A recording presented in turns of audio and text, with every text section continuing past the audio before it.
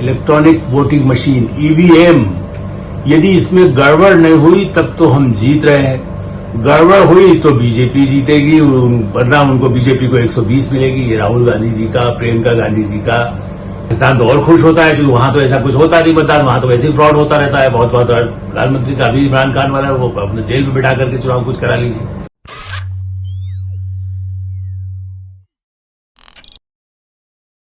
नमस्कार, मैं हूं आलोक मेहता। एडिटर्स आई में आपका स्वागत है।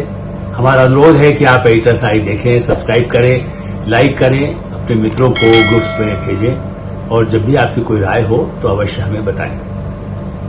न्याय मिल गया। न्याय यात्रा हुई थी राहुल गांधी की, लेकिन सुप्रीम कोर्ट ने आज एक बड़ा न्याय दिया। बहुत ऐतिहासिक निर्णय हुआ है। अब उससे न्याय की मांग करने वालों को, राजनीति खास करके राजनीतिज्ञों को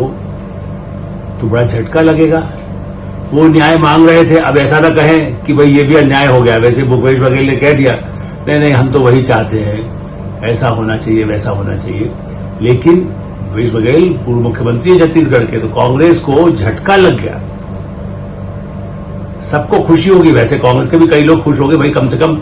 इसमें जो शंका पैदा कर रहे थे राहुल गांधी और मल्लिकार्जुन खड़गे साहब, इलेक्ट्रॉनिक वोटिंग मशीन ईवीएम,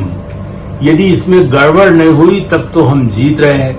गड़बड़ हुई तो बीजेपी जीतेगी, वरना उनको बीजेपी को 120 मिलेगी। ये राहुल गांधी जी का, प्रियंका गांधी जी का और कांग्रेस से उनके जितने अनुयायी, उनके सपोर्टर्स हैं, उनका यही कहना था।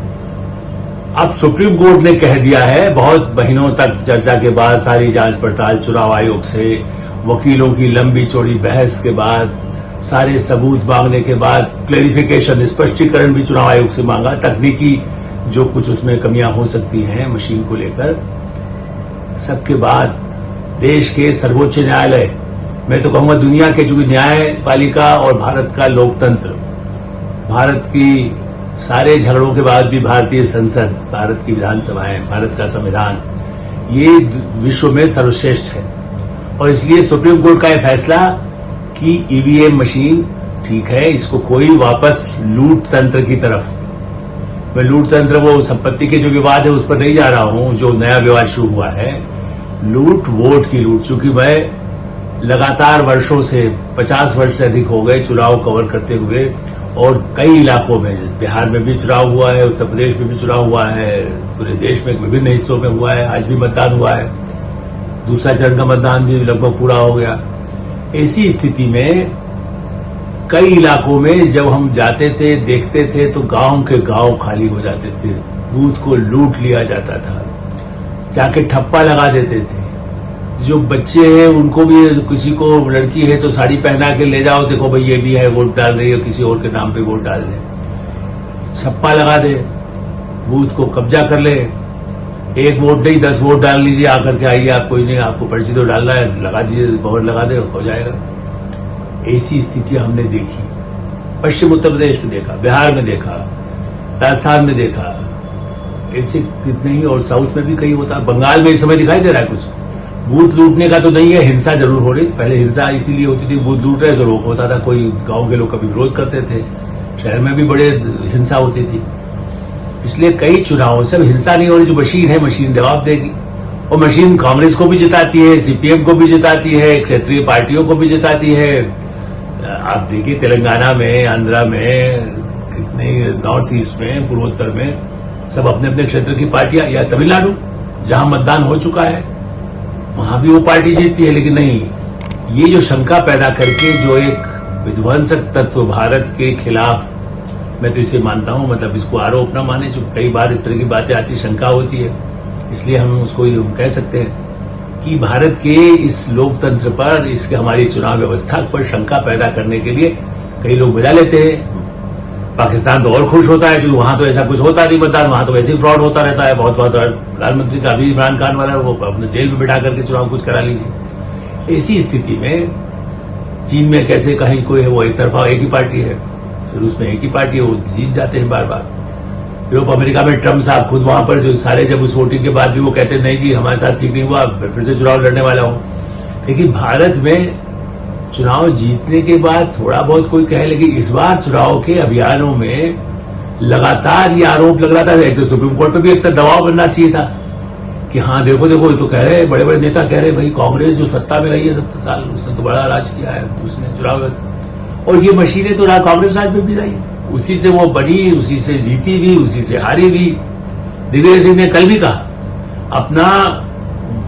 वो भरने के बाद जो अपना चुनाव के लिए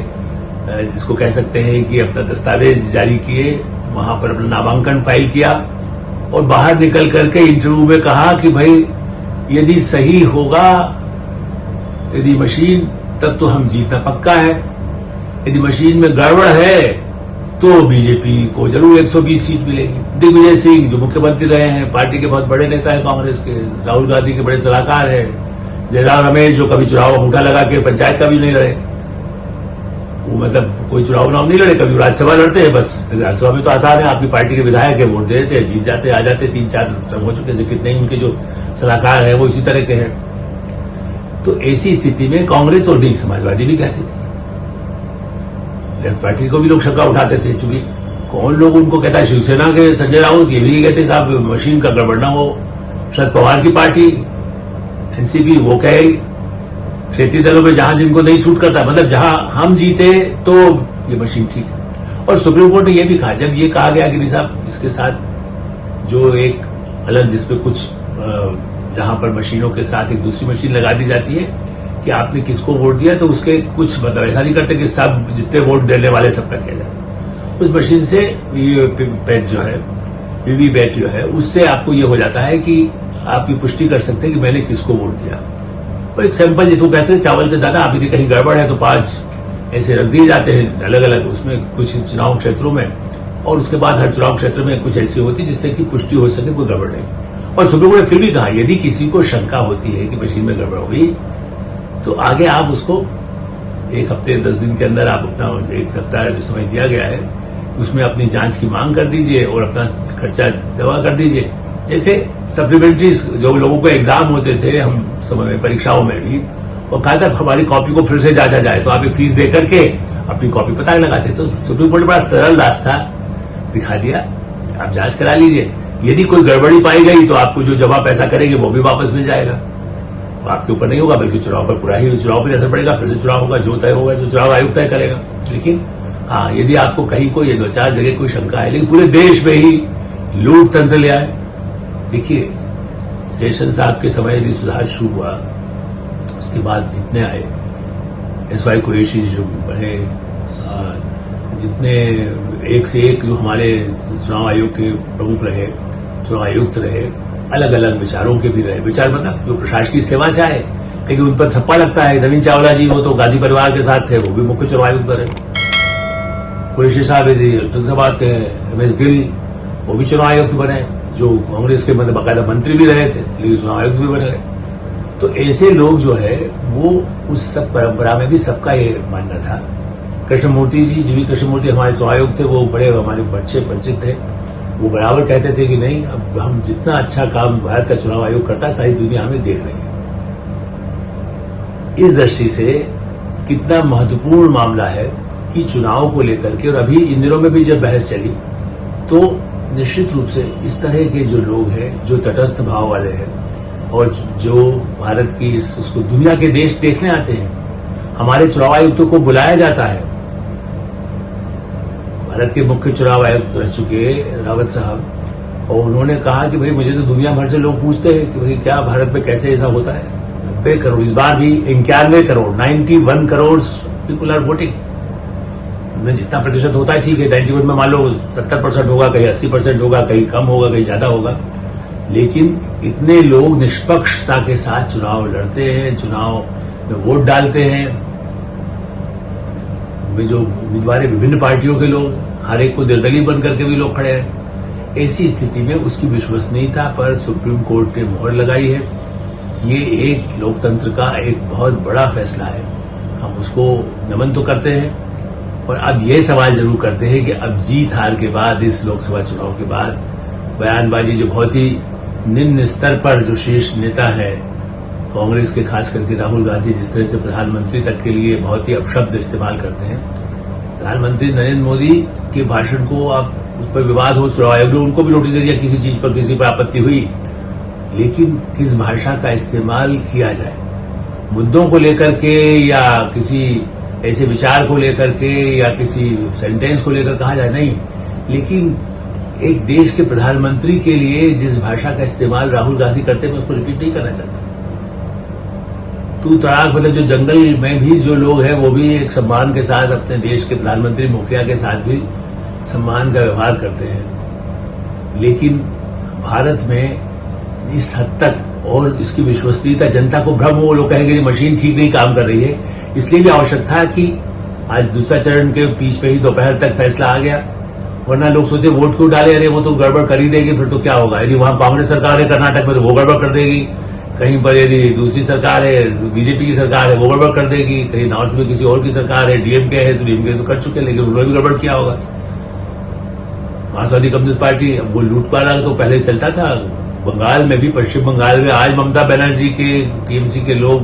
हमला कर रहे हैं, कहीं झगड़ा पैदा कर रहे हैं, जब उनको जीत का खतरा नहीं होता है तो बीजेपी के समर्थक हों, उम्मीदवार हों, पर हिंसा की घटनाएं हो रही है। लेकिन हाँ, मशीन को लेकर के गड़बड़ नहीं हो सकती, जो भारत का चुनाव निष्पक्ष होता है। गांवों में दलित हो, आदिवासी हो, पूर्वोत्तर में हिमालय की ऊंची चट्टानों में अरुणाचल प्रदेश सबसे ऊंचा, या उत्तराखंड, हिमाचल प्रदेश, जो गांव में यदि 5 भी मतदाता है तो हमारे देश के बिल्कुल, जिसको कह सकते हैं देशभक्त, मैं उनको कहूंगा, देशभक्त तो सभी है, लेकिन वो लोग जो अपनी जान पर खेल करके बड़े सकड़े रास्ते से पगडंडी पहाड़ पर जैसे रस्सी बांध करके चलते हैं, रस्सी बांध करके मतपेटी मतलब मशीन ले जा करके, और उसके बाद ईवीएम की मशीन और उसके साथ में उसकी जांच पड़ताल के लिए पूरा तंत्र, वो पूरा ले जाकर के पहाड़ों में, कहीं लक्षद्वीप है तो समुद्र के किनारे बोट से जा रहे हैं,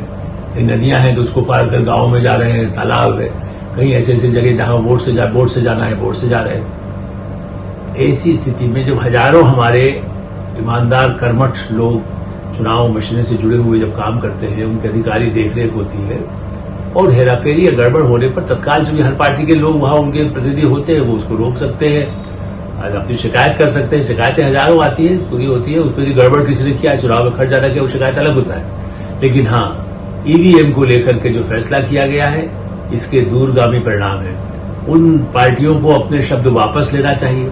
इस फैसले के बाद मैं तो सब मानता हूं कि जिन जिन नेताओं ने, जो बड़े नेता हैं, जैसा कहा जाता है ना, स्वामी रामदेव ने कहा गया आप माफी मांगिए, पहले पेज पर सुप्रीम कोर्ट ने कहा। मुझे लगता है कि कोई एप्लीकेशन लगा सकता है सुप्रीम कोर्ट से कि भाई ये जो बयान दे करके हमको भ्रमित कर रहे थे, इन सबको उसी ढंग से बयान सभाओं में देने के लिए कहा जाए, या टेलीविजन पर बार बार उनका प्रसारण करने की दिया जाए कि हमसे गलती हुई है, सुप्रीम कोर्ट ने न्याय दे दिया, ये मशीन सही है। क्योंकि इससे लोकतंत्र की रक्षा का सवाल है। आप पार्टी आएगी जाएगी, बीजेपी है, कांग्रेस है, डीएमके है, समाजवादी पार्टी है, बीएसपी है, जनता दल यू है, गरीब, पिछड़े, दलित, अल्पसंख्यक, जाति धर्म से हट करके जो लोग वोट डालते हैं, जिनके लिए विकास एक बहुत बड़ा मुद्दा है, अपने इलाके का, जो लोग किसी पार्टी, भाजपा के लोगों ने भी जहां स्थानीय प्रतिनिधियों ने, विधायक या एमपी ने काम नहीं किया, उन्हें हटाया जाए, लेकिन वोट डाले तो अगली बार उसको बदला सकता है ना, और सही वोट पड़ेगा तभी तो बदला जा सकता है। हम ये नहीं करेंगे कांग्रेस के लोग गड़बड़ किए हैं, गड़बड़ तो दूसरा पार्टी का भी नहीं काम करता है, बड़े पद पर भी रहा है, लेकिन उसके बाद पराजित होते बड़े बड़े लोग चुनाव में हारे हैं, मुख्यमंत्री हारे हैं, मंत्रियों के साथी हारे हैं, हर पार्टी के लोग हारे हैं। इसलिए इस मशीन की विश्वसनीयता के लिए सुप्रीम कोर्ट को बधाई दी जाए, और उन नेताओं को, खास करके जो सत्ता में भी रह चुके हैं, जिन्होंने खुद ईवीएम मशीन के जरिए सत्ता भी पाई और सत्ता खोई भी, वो जो पिछले दिनों से जो भयंकर गालियां दे रहे थे और मशीन पर आशंका पैदा कर रहे थे, उनको भी स्पष्टीकरण के रूप में कहना चाहिए कि ये मशीन ईवीएम, अदालत न्याय कर चुकी है। जैसे अदालत का फैसला मंदिर बनाने के लिए हुआ, ये मंदिर उनका हक है, यहाँ राम मंदिर बना, उसी तरह से इस वोटिंग मशीन के लिए सभी पक्षों को स्वीकार कर उसका अपने आप में क्षमा मांगे कि हमने गलती हुई, या नहीं मांगे तो कम से कम ये तो कहे कि अब ये बिल्कुल मशीनें ठीक है, आप आइए और वोट दीजिए। एक्सरसाइज में हम यही विराम देते हैं। आप एक्सरसाइज देखते रहे, और आपकी राय हो तो उससे हमें अवश्य अवगत कराएं। जो पसंद आए तो आप इसे लोगों को भेजें, ग्रुप्स को भेजें। धन्यवाद, नमस्कार।